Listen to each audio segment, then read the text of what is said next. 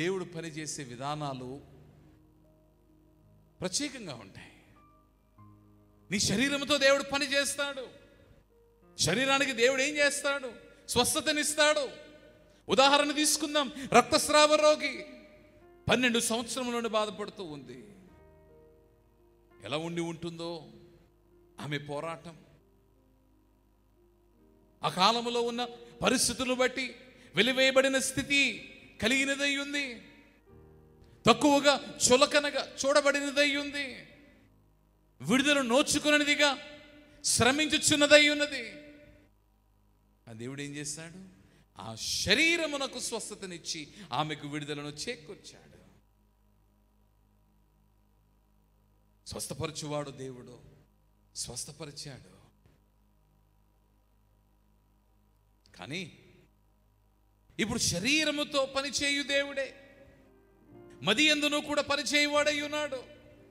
పాత నిబంధనలో ప్రవక్త అయిన ఏలియాని నీవు చూచినప్పుడు, నీవు మొదటి రాజుల గ్రంథంలో నీవు చూస్తూ ఉన్నావు. మతియందు భారమును కలిగిన వానిగా ఉన్నాడు. నెమ్మది లేని వానిగా ఉన్నాడు.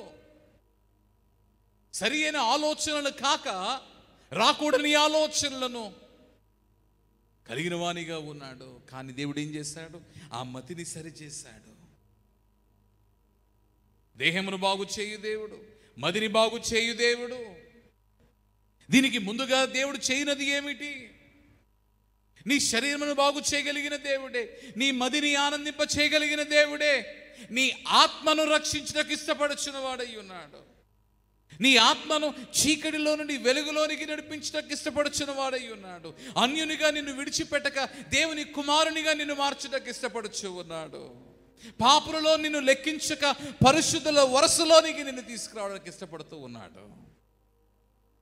దేవుని దగ్గర నుండి మీరు కోరుకొనుచున్నవి అనేకమైనవి ఉన్నవి. కానీ ఈ పరిశుద్ధాత్మ పెంతెకోస్తు పండుగ సందర్భముగా దేవుని సేవకుడైన నేను మిమ్మల్ని ప్రాధేయపడుచున్నది ఏమిటి అంటే, పరిశుద్ధతను కోరుకొనండి. పరిశుద్ధతను కోరుకొనండి.